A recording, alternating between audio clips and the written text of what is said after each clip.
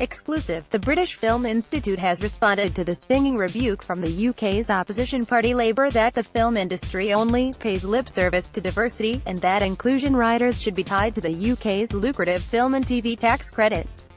Amanda Nevill, CEO of the UK's leading organisation for film, told us, Labour's call for greater representation in the industry echoes the BFI's and the industry's own concern to achieve this. Film and television are amongst the UK's most successful and fastest-growing industries, worth some £6 billion in GVA, with the tax incentives catalysing our international competitiveness. But our industry needs to be more representative and inclusive on and off screen, she continued. This is one of the reasons why the BFI made diversity and inclusion front and center to its 5-year plan for film BFI 2022, and why the BFI diversity standards were introduced, with wide industry support, to accelerate this change. The standards set a new benchmark and are a clear set of contractual guidelines that productions sign up to deliver diversity across cast and crew, and through the stories they tell. These are already a condition of all productions, in receipt of national lottery funding from the BFI. We are immensely proud of the standards, which have been widely embraced by the independent sector, where we are already seeing the impact, and they have been formally adopted by Film4 and, for next year's BAFTA Awards, in the main British categories. We're working closely with international organizations and confidently expect more announcements later this year. We have set ourselves a bold, ambitious target that all producers active in the UK voluntarily adopt the diversity standards. This industry is also supercharged when it comes to employment. Just watch the credits after any screening and wonder at the breadth of opportunities on offer, from carpentry and hair. But we have a shortage of skills, so opening doors and making it possible for those who might never have thought about a career in film is something we really need to achieve. The industry's own Voluntary Skills Fund is working hand in hand with national lottery funding to do just this, to eradicate obstacles and make it easy for everyone who seeks to build a career in this exciting industry to achieve their goal. The repost comes after Labour MP Kevin Brennan, the shadow culture minister, told UK newspaper The Observer on Sunday, for far too long, the film and TV industries have been dominated by a small and unrepresentative segment of society.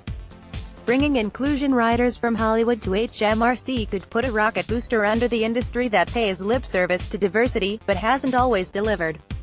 He added, with Cannes just weeks away, it's important we start an international conversation about the ways in which policymakers can contribute to the urgent need for greater diversity.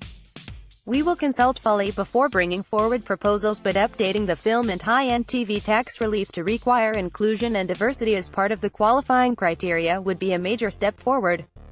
The pace of change has been too slow so far.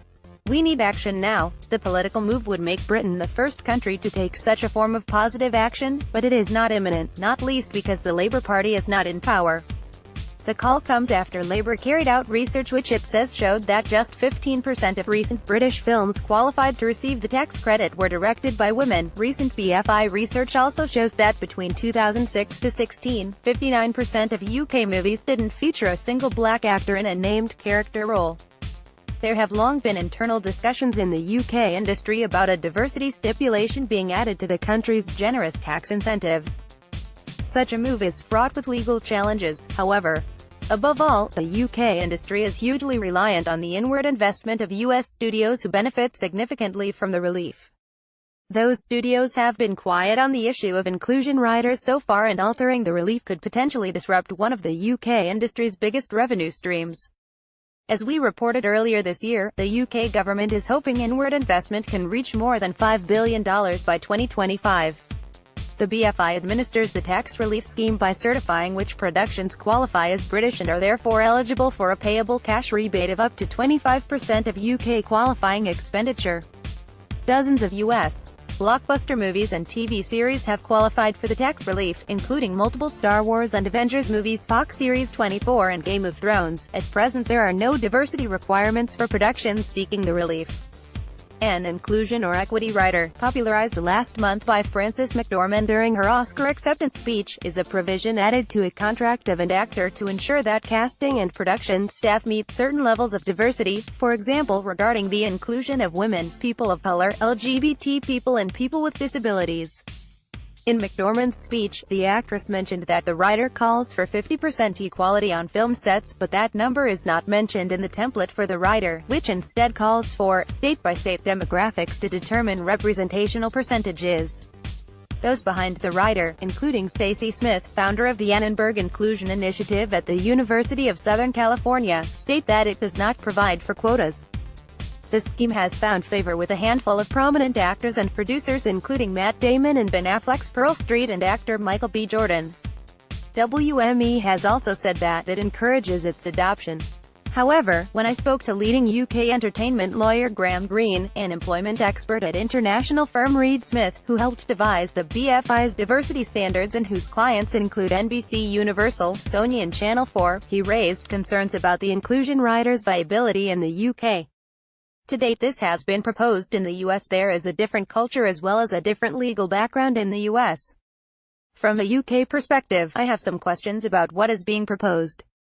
But if it is something that requires a quote of some kind, that would raise similar questions to those already considered in relation to some UK initiatives. You can certainly talk about targets in lawful positive action, the Equality Act provides for that, but initiatives such as the BFI's diversity standards in the UK do not require selection because of a particular ethnicity or gender. A quota runs the risk of being unlawful on the basis that if someone is demonstrably treated less favorably because of their gender or ethnicity, that is unlawful discrimination and that person could potentially bring a claim. When you look at the BFI's diversity standards, they encourage you to think creatively about diversity and encourage lawful positive steps to increase talent pools. The standards don't tie funding specifically to figures. They talk about lawful positive action steps, not positive discrimination steps. Last year, the BFI introduced diversity targets for its own film fund funding decisions, including achieving a 50-50 gender balance, 20% BAME, Black and minority ethnic, 9% LGBTQ and 7% disability. These targets came into effect on April 1. They are in addition to the controversial at the time but now widely accepted BFI diversity standards, which require all applicants to the BFI's various funds to meet at least 2 out of 4 diversity criteria.